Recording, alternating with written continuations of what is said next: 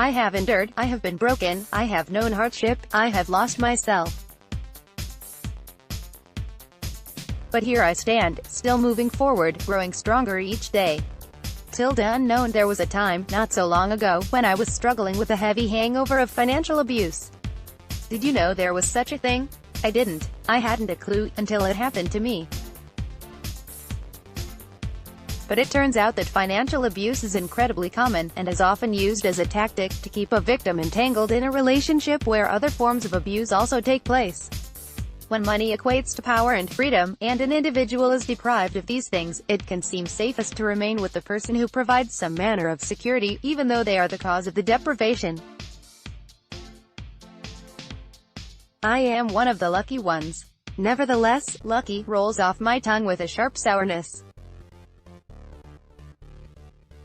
I may not have been married to him, or even living with him, though not for his lack of suggesting it.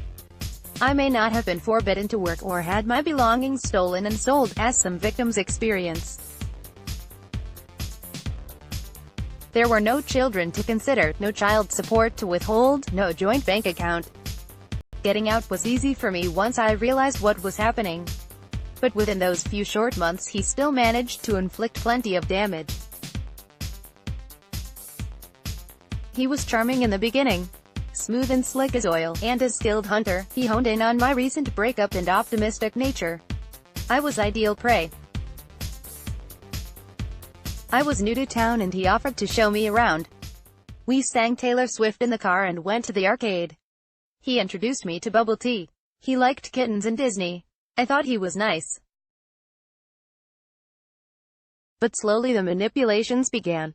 First, it was little things like not taking no for an answer when I didn't want to go out. He convinced me by finally saying it was because he wanted to introduce me to his friends and family.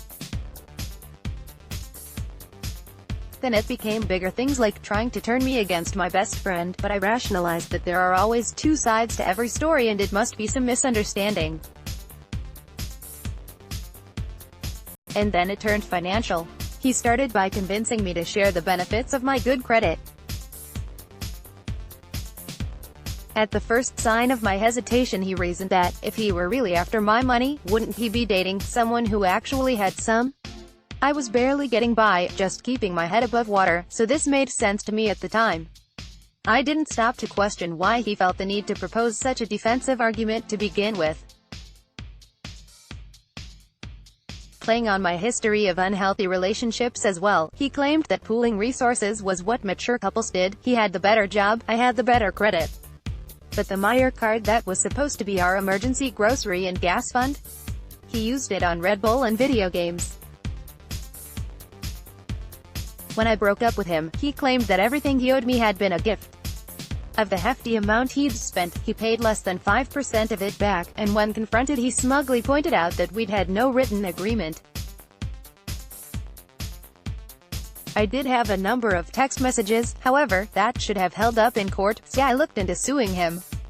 After seeking legal counsel and receiving two concurring opinions, it was understood that, even though I was likely to win, he would be deemed incollectible, as his wages were already being garnished. The situation left me feeling helpless and dirty. My car was repossessed. I was eventually served lawsuit papers over what he never paid, and had to file bankruptcy. But for all that he took me for, I was also able to tell him no on multiple occasions. He tried to convince me to take out a business loan so he could buy high-end gaming equipment. His plan was to make money streaming live, hoping to make it big like PewDiePie.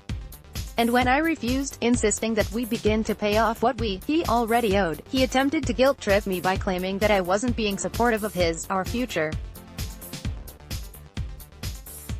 He also thought we should take advantage of an SUV BOGO promotion that was going on at the time, which would tie us together in yet another financial circumstance. And then he suggested I move in with him. This was a potentially powerful maneuver on his part as he angled for more control over me. There would be more financial entanglement, of course, but on a far more precarious level. I would be subjected daily to his manipulations, and the very roof over my head would be at stake. Again, I use the word lucky to describe myself with a sick taste, but lucky I was. I had already experienced how difficult it is to break up with someone when you live together and money is tight.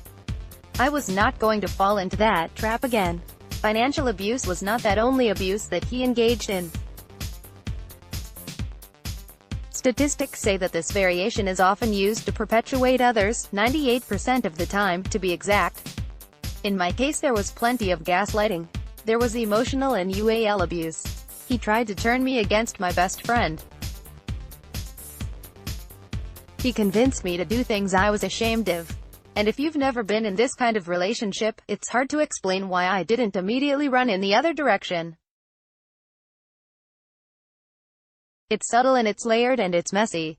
He knew how to make the ridiculous sound reasonable, he knew how to push for my sympathy, he was a skillful manipulator, adept at twisting appearances to his favor.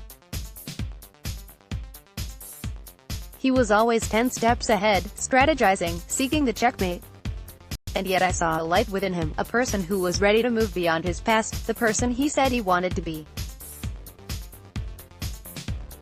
I placed my faith in that person, and I will never know if he never truly existed, or if it was someone he just didn't know how to be. Maybe that light was just another lie. For others, the story may be very different. They might stay for the children. They might make comparisons and think, it's not that bad. They might fear judgment or ostracization for ending their marriage. They might even truly believe they deserve no better, or that they could never make it on their own. So yes, I am lucky. I made it out. And here's what I learned. 1. Don't doubt yourself. A manipulative abuser will gaslight you, coming from every angle to make themselves appear right and make you seem wrong. If something feels like a red flag, it probably is.